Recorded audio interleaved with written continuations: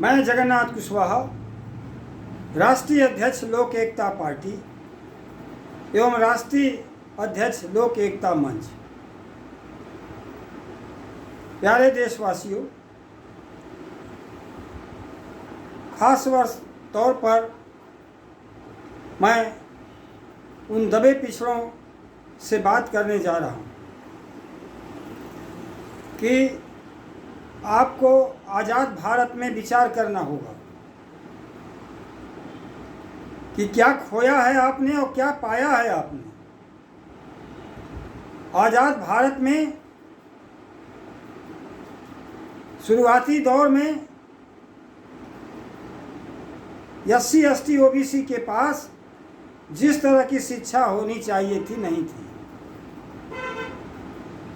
लेकिन गरीब भारत में गांव-गांव में स्कूल खोले गए, प्राइमरी स्कूल बनाए गए, मिडिल स्कूल बनाए गए। वहाँ हमारे लोगों को SC ST OBC को पढ़ने का मौका मिला। हम निरक्षर से साक्षर बने और तमाम सार्वजनिक संस्थानों को तैयार करके उसमें नौकरियों की व्यवस्था की गई। लेकिन ये बात सच है कि कांग्रेस शासन काल में भी, क्योंकि लंबे दौर तक कांग्रेस ने शासन किया इस देश पर, लंबे दौर के शासन काल में भी सर्वाधिक लाभ जो 10% के मनुवादी समाज के लोग थे, मनुवादी व्यवस्था को मानने वाले, चलाने वाले लोग थे, उनको सर्वाधिक लाभ हुआ। लेकिन यह नकारा नहीं जा सकता कि संविधान बनने के बाद बाबा साहब डॉक्टर भीमराव अंबेडकर के प्रयासों से जो SC ST में तरक्की आई, रिजर्वेशन की व्यवस्था से, कि इसके अंदर SC ST भी एक मिडिल क्लास बन गया नौकरियों के माध्यम से। बड़े पैमाने पर इनको भी नौकरियां मिली। हम यह भी मानते हैं कि जितनी इनकी नौकरियों में हिस्सेदारी होनी चाहिए, 22.5%, 15% शेड्यूल कास्ट और 7.5% शेड्यूल ट्राइब्स को, उस समय उतना तो नहीं मिला। लेकिन पिछड़े वर्ग की अपेक्षाकृत SC ST को नौकरियां भरपूर आरक्षण से मिली। पूरी तरह से नहीं मिली, लेकिन जितनी मिली उसमें OBC तरसता रहा, उसको नौकरियां में उतनी हिस्सेदारी नहीं मिली। शासन में, प्रशासन में जो हिस्सेदारियां मिलनी चाहिए नहीं मिल पाई। लेकिन शेड्यूल कास्ट ने उसका लाभ उठाया। बाबा साहब के प्रयासों का लाभ, आरक्षण का, ये नकारा नहीं जा सकता कि शेड्यूल कास्ट को नहीं मिला। लेकिन बाबा साहब ने जो संदेश दिया था, बाबा साहब जो फूले साहू और की विरासत को आगे बढ़ा रहे थे, उसमें भी हम जो OBC के लोग हैं पिछड़ गए। ये 10% मनुवादियों के झांसे में बने रहे, उनकी पैथी को मानते रहे। बाबा साहब ने जो रास्ता दिखाया बुद्धवाद का, मानववाद का, उसको पिछड़े वर्ग ने नकारा, स्वीकारा नहीं। लेकिन बाबा साहब ने जब बुद्धवाद को स्वीकारा तो ऐसा नहीं है, बुद्धवाद का तो डंका पूरी दुनिया में बज रहा था और आज भी दुनिया के देशों में बुद्धवाद चमक रहा है और भारत में कराह रहा है।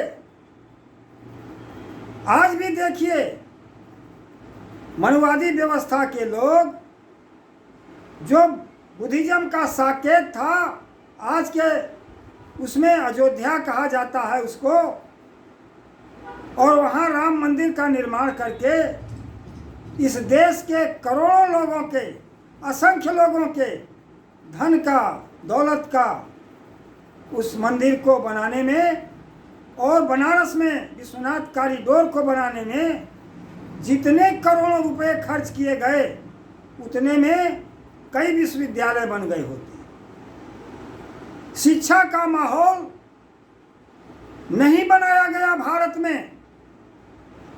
कांग्रेस के राज में तो बनाया गया, हम उसको नकार नहीं सकते, लेकिन 2014 से जो शासन भारतीय जनता पार्टी का आया उसमें शिक्षा को तो पूरी तरह से नकारा जा रहा है।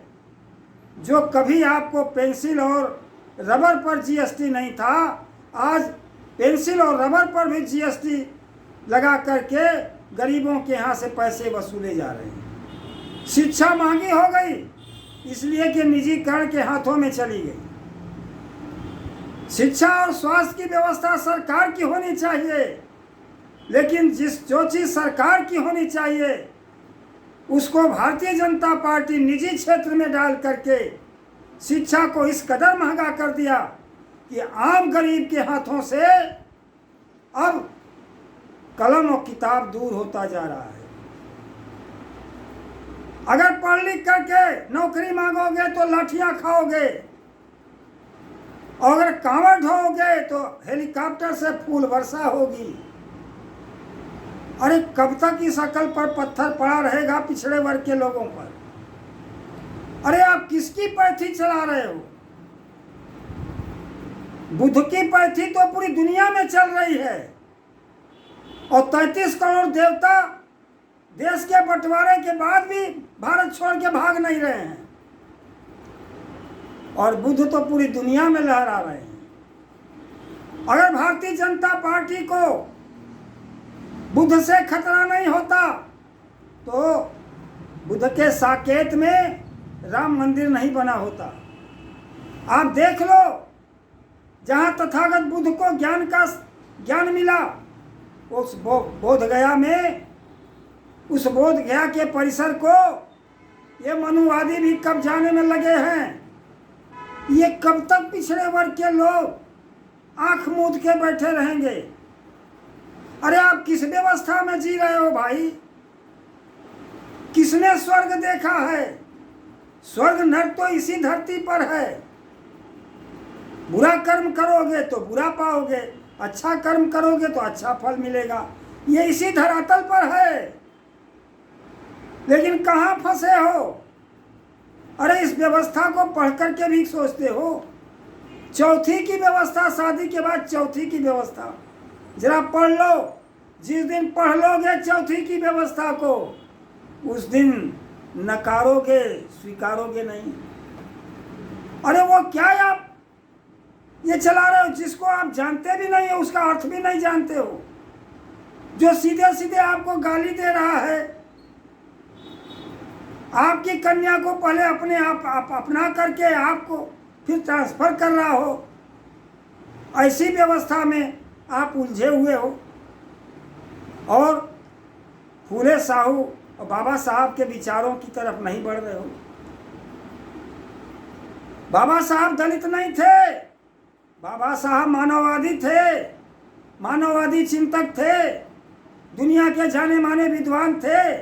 उन्हें राह दिखाया, कुछ ने तो उनका राह पकड़ करके जो पिछड़े वर्ग के लोग, आप मिडिल क्लास थे, आज दलित वर्ग आरक्षण के माध्यम से एक मिडिल क्लास बन गया है। उनके घर में आपको डॉक्टर मिलेंगे, इंजीनियर मिलेंगे, प्रोफेसर मिलेंगे। उनको भी काटा तो जा रहा है, लेकिन अब धीरे धीरे समझ में आ रहा है। तो जब तक इस देश के अंदर 52% पिछड़े वर्ग के लोगों के अंदर जब तक चेतना नहीं पैदा होगी, तब तक बुद्धवाद कराहता ही रहेगा। प्रधानमंत्री दुनिया के देशों में जाकर के कहते हैं कि हम बुद्ध के देश से आए हैं और यहाँ बुद्ध के खिलाफ युद्ध छेड़े हुए हैं। कब समझेगा ये पिछड़ा वर्ग? बुद्ध क्या थे? बुद्ध कौन थे? बुद्ध किसके घर में पैदा हुए थे? पैथी आप किसकी चला रहे हो? ये पिछड़े वर्ग के लोग तुम पैथी किसकी चला रहे हो? ये बात आपको समझना पड़ेगा। आपको अंधकार में डाल करके और आप कोई सत्ता पर बैठ करके, आपको अभी नहीं समझ में आ रहा है, लोग मठ और मंदिर छोड़ करके सत्ता के मंदिर पर आकर के हुकूमत कर रहा है और आपको कह रहा है चलो चलो चलो मंदिर की ओर।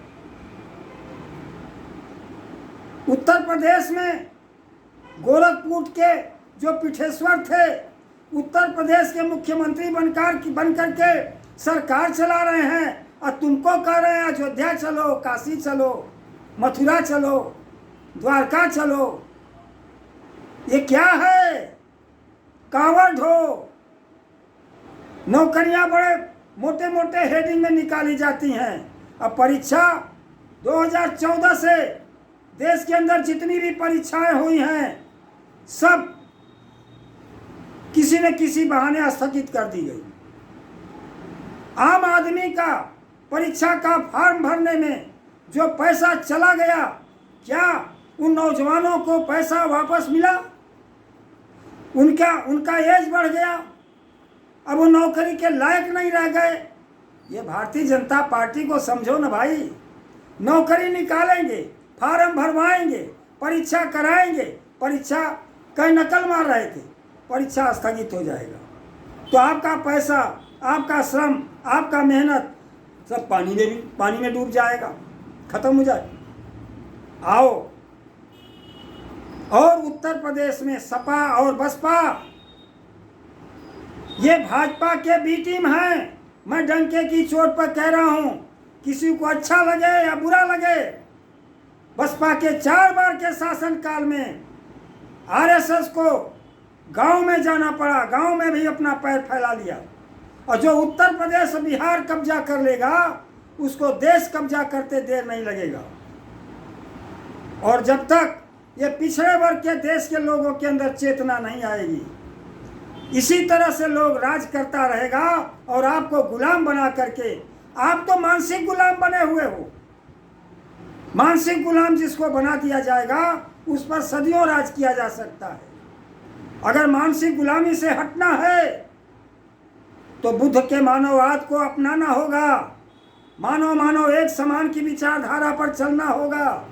तन को रोटी चाहिए, मन को आदर चाहिए। तन और मन का जो, यही हमारा हर व्यक्ति का भूख है। कोई 100 जूता मार करके अगर आपको रोटी दे तो मैं समझता हूं कोई इंसान उसे पसंद नहीं करेगा। तो रोटी चाहिए परंतु इज्जत के साथ चाहिए। और अगर रोटी चाहिए, इज्जत के साथ चाहिए, तो वह आपको मनुवाद में नहीं मिल सकता, वो मानववाद में ही मिलेगा, बुद्धवाद में ही मिलेगा, फूले साहू अम्बेडकर के विचारधारा पर चलने पर ही मिलेगा। आओ हम लोग फिर से अपनी उस पैथी की तरफ चलें और नया भारत बनाएं, फिर से अपना सोने की चिड़िया वाला भारत बनाएं। और ये भेदभाव वाला, ऊपर नीचे वाला, छोटका बड़का वाला, ये व्यवस्था को अगर खत्म करना है तो आओ मिलजुल करके चले बुद्धवाद की ओर। और सारी व्यवस्था मानववाद के आधार पर तय हो, धर्म के आधार पर न तय हो। अगर धर्म के आधार पर कोई भी व्यवस्था चलेगी, कोई भी शासन चलेगा, उस शासन में दलित उत्पीड़ित होगा, पिछड़े उत्पीड़ित होंगे और अल्पसंख्यक मारे जाएंगे, काटे जाएंगे, तमाम तरह का उत्पीड़न होगा, तमाम तरह का दुर्व्यवहार होगा। अगर दुर्व्यवहार से बचना है और तमाम तरह के तिरस्कार से बचना है, अपने बच्चों का भविष्य संवारना है, इस देश के भविष्य को संवारना है, दुनिया में भारत का डंका बजाना है, तो आओ चलो फूले साहू बाबा साहब के विचारों की तरफ चलें, बुद्धवाद की तरफ चलें, मानववाद की तरफ चलें। मेरा यही विचार है। आप कैसे सोचते हैं, क्या सोचते हैं, कमेंट के माध्यम से हमें दीजिए और अच्छा लगे तो वीडियो को शेयर कर दीजिए। और आगे बढ़ा दीजिए और सब्सक्राइब कर लीजिए, मनोबल मेरा बढ़ेगा।